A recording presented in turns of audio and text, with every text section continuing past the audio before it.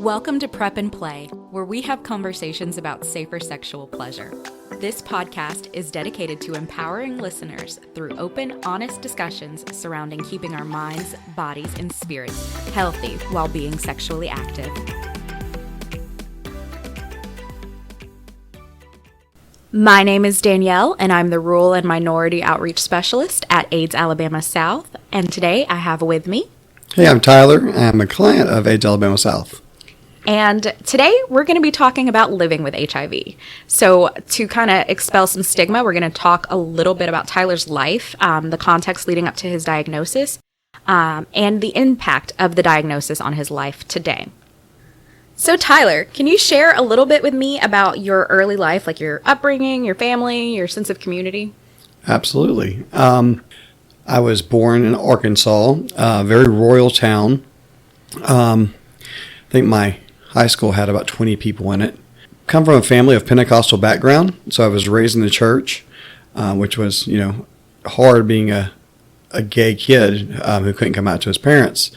So how old were you when you came out to your parents? So I didn't technically just say, hey, I'm gay. I was 16, 17. I had already given promise rings to 5 different girls. I was promising them something. I had finally made the decision to attempt to have sex with my girlfriend. So we had gone up to the mountain, got completely naked, and it just, at that moment, I came out to myself completely. I just knew beyond a shadow of a doubt that I was gay. So the next step was coming out to my girlfriend. It made it easier for me, because her brother is gay, and very accepting family, pretty much the ideal situation that I would want. And it was easy. After I came out, poor thing, she's like, I don't know why I didn't know. Now I feel like I should have known.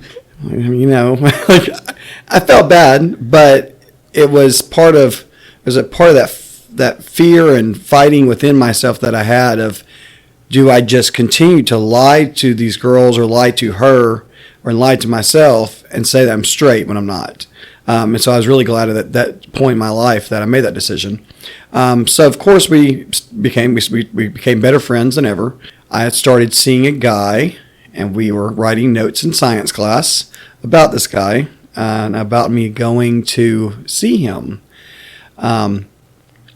So unfortunately, that note was left in my pocket with a pack of cigarettes, and I had to go home and get some socks for a baseball game. When I get home, my mother was there sitting at the table with the note and the cigarettes. It was very hard. It was very hard for me. It was very hard for my family. Apparently, I was doing a really good job of hiding it. They were not very accepting of it at first, at all. And me being the rebellious child that I was at that point, I wasn't willing to even work with them. They didn't want me to be driving multiple hours to see this man. I took it as, well, they don't want me to be gay. So I eventually moved out and moved in with my ex-girlfriend and her family. Wow. Okay. So just changing gears here. Can you discuss any knowledge and awareness that you might have had of HIV growing up? Absolutely not. There was none. I had an aunt who, looking back now, knowing now what I didn't know then, she used methamphetamines through a needle, and she had Hep C. And I remember my grandmother talking about that, and talking about it as if it was like a sexually transmitted disease. I remember my either aunts or mom talking about it with her and how she got it from a needle.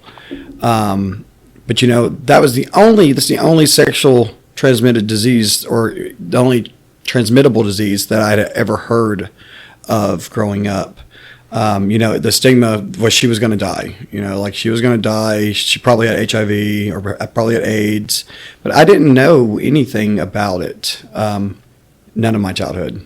It was early 20s before it really ever became something that I started to think about. Can you address any myths or misconceptions that you had about HIV in your life before you were diagnosed? Oh, yeah.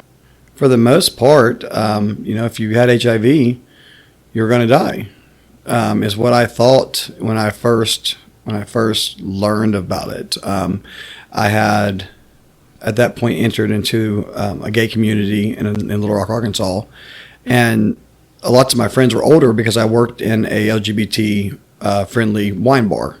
So lots of my friends talked about it, but it was because their partners had died in the 70s, early 80s.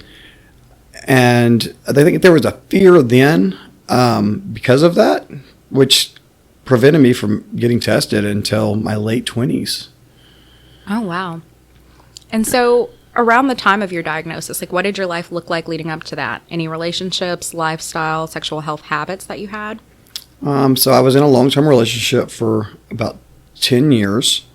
We went and got tested once during that relationship. It is the only time I was ever tested before I tested the second time and found out I was positive. And I was probably 25 when we did it the first time. We broke up. Drugs and alcohol were a huge part of my life for 3 or 4 years. To the point where drugs had taken over. Sex was a nightly occurrence, sometimes multiple times. There was no thought or care about my sexual health. And so leading up to that, there was lots of bad decisions made. And so when you did receive your diagnosis, you said that was the second time you'd ever been tested, right? Yes. Did you have any symptoms or anything that encouraged you to come in? Yes. And at that point I had stopped using most of the drugs that I was on. I was still smoking marijuana. But I got a rash. And in the small town I'm from, it just so happened that the PCP, the doctor we had down there, was also a gay man. And so I felt comfortable with him, and I sent a picture. And he diagnosed me and gave me medication, but it was not for what it actually was. He thought I had herpes, so he gave me medication for that. And when I started taking the medication, it caused a reaction where my whole body broke out and just bumps and sores. I thought it was a reaction to the medicine. I guess I was naive or just plain stupid. I thought that maybe if I kept taking the medicine, it was just going to go away. So for 2 months, I looked like I had, chicken pox to the 10th degree all over my body.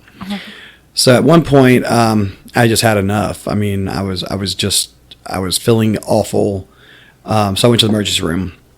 I went to the emergency room, and the doctor came in, pulled off my socks, looked at the bottom of my feet, and he's like, "You have syphilis." So for 2 months at this point, I've spent, $900 paying out of pocket for this medication. And I think it's going to fix this. And it was not, it had nothing, there was no benefits to me taking it. So I started treatment right then for the syphilis. Went home. This was Mississippi. So Mississippi is a lot different than Alabama. It was during COVID. So I had to set up an appointment with the health department. So I call, it's automated. Someone's supposed to call me back, and I go home. I was living with some really good friends from high school. And I was freaking out. And so I went in the living room. I was like, "Listen, I've got to get tested for HIV. We have to find somewhere," because, the doctor just told me that it probably goes hand in hand. I asked them to test me at the hospital. Apparently hospitals don't test for that. Or at least they didn't in Mississippi. I had to go through the health department. So I got online, and I found AIDS Alabama South, and they were actually doing testing. And that is what led up to the second time. Wow. How did you feel when you received the news that you were positive? Oh, God. The whole way there, my best friend was telling me, no matter what, it's going to be okay. You're doing the right thing now. Because I had been doing the right thing for about a year then. I had stopped doing the hardcore drugs I was on. I was not drinking regular. All was going to be well. No matter what happened, all was going to be well. So, it's a long drive from Mississippi. So there's like 50 minutes of just pure fear. So I go in. I can't explain how nervous I was. And so they did the test, and pretty much instantly, within 2 or 3 minutes, Rachel, who is AIDS Alabama's doctor, she goes, so this one came back that you're positive. She said, we're going to do it again just to make sure. My heart sank. It completely sank. I held a brave face. She gave me a little glimmer of hope. I thought, maybe this one's wrong. And then she tested again. It was positive. And in that moment, I think the same time my friend calls me, because they didn't come in with me. They had went and probably got something to eat while I was in the clinic. He's calling right as the second result comes in, and I answer the phone. I'm bawling. I'm hysterical. Everything that I have thought about this in life is happening to me now. I didn't know then what I know now. Immediately, it's still kind of amazing to me. Immediately she's like, we're going to start you on medicine in this moment. I think I took the first pill 5 minutes after my diagnosis. I did blood work, and unfortunately, when I was getting the blood work, I pretty much passed out. So I ended up laying on the floor in AIDS, Alabama. I have, the doctor, nurses, and social workers like, do we need to call the ambulance? And thank God Rachel was like, no, he needs a minute. I was hysterical in every aspect. I was hysterical. So after that, they gave me my medication, a little, it was a few weeks supply. And then sent me on my way, and the medication was going to come to my house. I left with so many questions. I could have sat there and asked 1,000 things, but in reality, I wouldn't have said anything. So I get in the car and I call my mom, and immediately tell her. My mom's a nurse. At this point in our life, she's completely accepted me throughout my first relationship. We had a few years rough after I came out, but my mom's the same mom that she always has been. My sister's a nurse, so I talked to her too, and they were sad for me. My sister, explained that, Tyler, you can live a normal life now. Your health can be better. I didn't know. At that point, I'm still covered in a rash. I'm now I have HIV. It was a lot in that moment. And so after your initial diagnosis, how did that affect your mental and emotional and physical health as well? Immediately following that, living in the state of Mississippi at that point, there was a huge fear. I had to go through the health department. First off, I didn't go through the health department immediately, and I did have to tell them that I had syphilis, which it was fine, and tell them the sexual partners I'd had. All that was fine. Luckily, at that point, I hadn't had sex in Mississippi.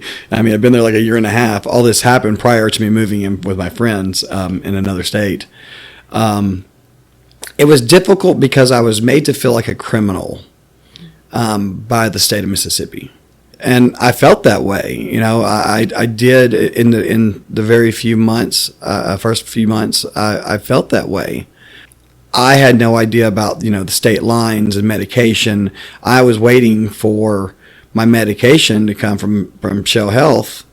And I guess in my passing out on the floor and craziness, we didn't put two and two together that I don't live in the state of Alabama. So I eventually had to go through Mississippi, through the health department, to get my medication when I first started. Mental health wise, there was no resources in Mississippi. It was bad. It was bad. I became undetectable really quick. I think within the first 30 days. I didn't know what that meant then. I just knew it was good.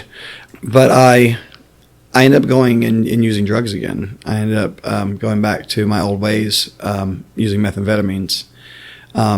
Didn't know then what I know now, but methamphetamines and HIV medication do not mix.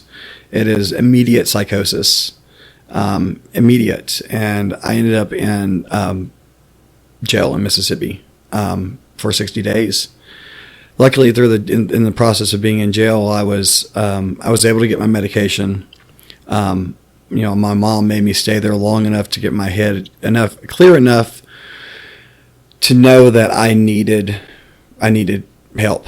And so I've been going to church here in Mobile, a Metropolitan Community Church. It's an amazing church. They set me up with some local organizations here, Door to Serenity. So when I first came out of jail, I moved to Mobile. I didn't necessarily get in to Door to Serenity right off the bat, though. I came to Shell Health because, hey, I'm moving to Mobile. I knew I was moving to Mobile. I was staying with friends from church.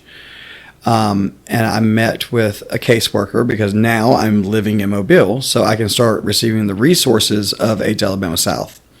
So my pastor is trying to get me into this place called Door to Serenity. I'm telling my social worker about this, and she immediately was like, "Hold up!" And she paused and she picked up her phone, and she said, "I have someone who works for that organization who works here."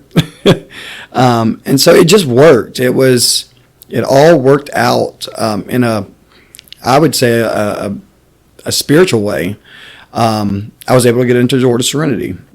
So as far as mental health, and I was able to move into a place where I could be honest about what I was going through, both with my addiction and living with HIV.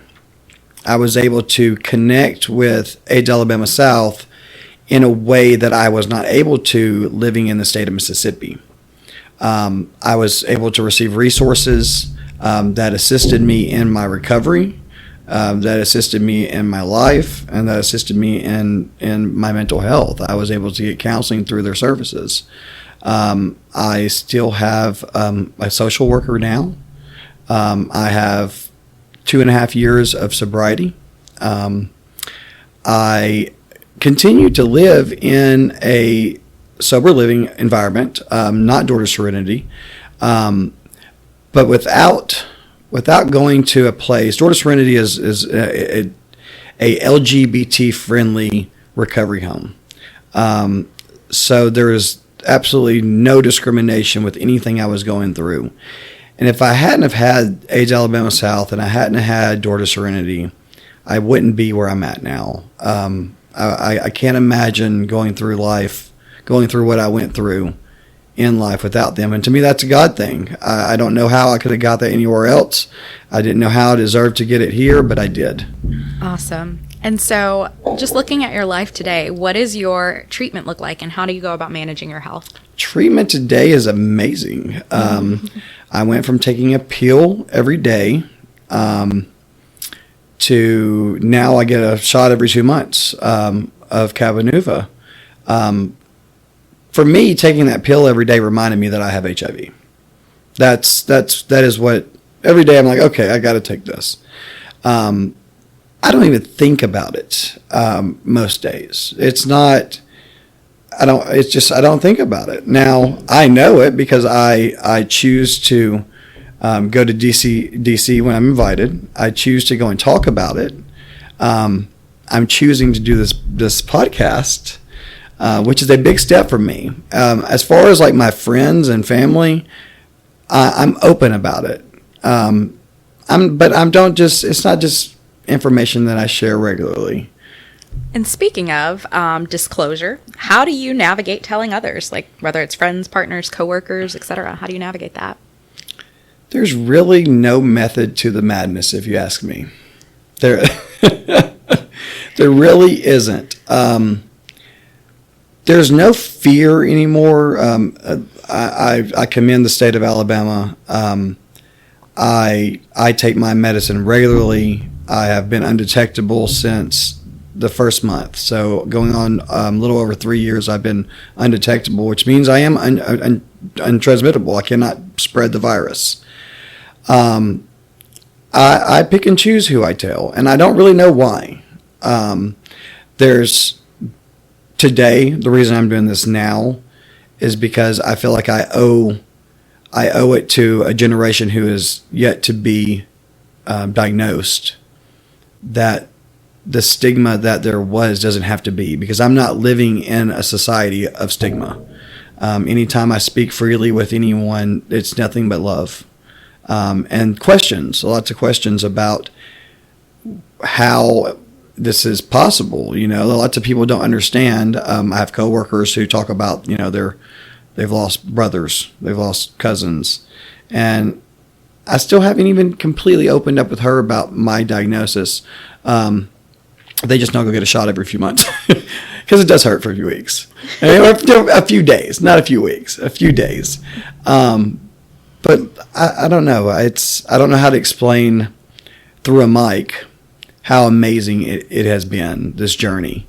So if by saying that, it's been amazing. The support, my health, sobriety is huge, but taking care of my sexual health and taking care of my diagnosis and staying